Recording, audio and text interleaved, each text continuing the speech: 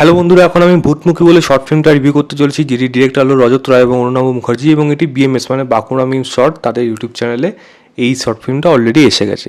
এবং বাঁকুড়া মিম শর্ট মানে আপনারা বুঝে গেছেন উন্মেশ দা, আমাদের উন্মেশ গাঙ্গুলি, সে রয়েছে। অভিনয় তো অবশ্যই রয়েছে, সঙ্গে তার সাথে অভিনয় করে চলে দুর্গা শর্মা এবং সিঞ্জিনী চক্রবর্তী। তো কেমন হলো এই শর্ট ফিল্মটা?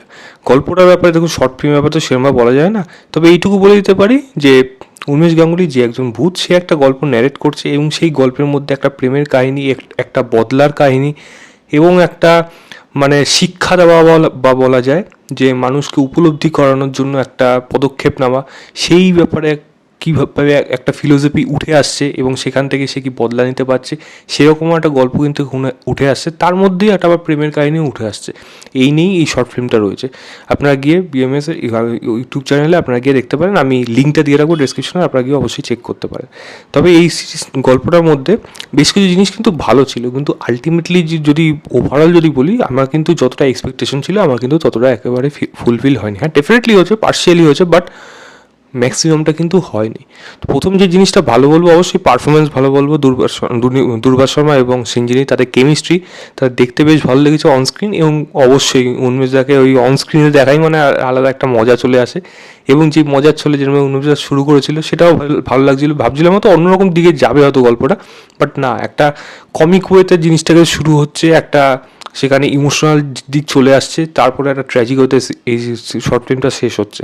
তো সমস্ত কিছুই রয়েছে, সব কিছুই উঠে আসছে, সব কিছুই মানে ছুঁয়ে যাচ্ছে, কিন্তু গল্পটা ইটসেলফ কিন্তু কানেক্ট করতে পারছে না। কারণ এখানে এই স্ক্রিপ্টে অনেক কিছু মোমেন্টের দরকার ছিল, অনেক কিছু। এখানে একটা কাস্ট সিস্টেম নিয়ে একটা বক্তৃতা রয়েছে, তো সেটা কিন্তু ভালোভাবে উঠে আসেনি। মুখে বলা এবং সেগুলো ভিজুয়ালাইজ করার মধ্যে অনেক আকাশ পাতাল পার্থক্য হয়। আমি মানছি এটা শর্ট ফিল্ম, বাজেট অনেক কমের মধ্যে এগুলোকে বানানো হয়, কিন্তু একটা সামান্য কিছু মোমেন্ট যদি কিছু মানুষকে দিয়ে ওই জায়গাগুলো ক্রিয়েট করা যেতে পারতো সিনটাকে, তাহলে এই ইম্প্যাক্টটা বেশি পড়তো। কারণ ওই সিনটা ডিমান্ড করছিল গল্পটার মধ্যে, একটা কাস্ট সিস্টেমে যে কীরমভাবে নিচু জাতদের নিচুভাবে দেখা হতো একটা গ্রামের মধ্যে, সেখান থেকে একটা ছেলে উঠে আসছে, সে সমস্ত কিছু বদলানোর চেষ্টা করছে। তো সেটা তখনই ফিল করা যেতে পারতো যখন তাদের উপর পূর্ববর্তী সময় কী কী ঘটনা ঘটেছে সেগুলো সচক্ষে দেখা যেত, রাদার সেগুলোকে ন্যারেট করার থেকে।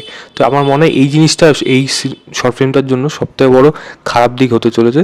এবং অ্যাট এ টাইম এই শর্ট ফিল্মটা একটা জায়গায় গিয়ে কিন্তু ড্র্যাক হয়, এবং সেটা কিন্তু 28 মিনিট হওয়া সত্ত্বেও আমার কিন্তু বেশ কিছু জায়গা লেগেছে, যেহেতু ইমোশনটা ওয়ার্ক করছে না, কেমিস্ট্রিটা অনস্ক্রিন হয়তো দেখতে ভালো লাগছে কিন্তু ইম্প্যাক্ট পড়ছে না, তার জন্য সেইগুলো গল্পের মধ্যে কোনো যেনভাবে আমাকে যেন বাধা সৃষ্টি করছে, বা সেগুলো আমার একটু বোর লাগতে শুরু করে দেয়।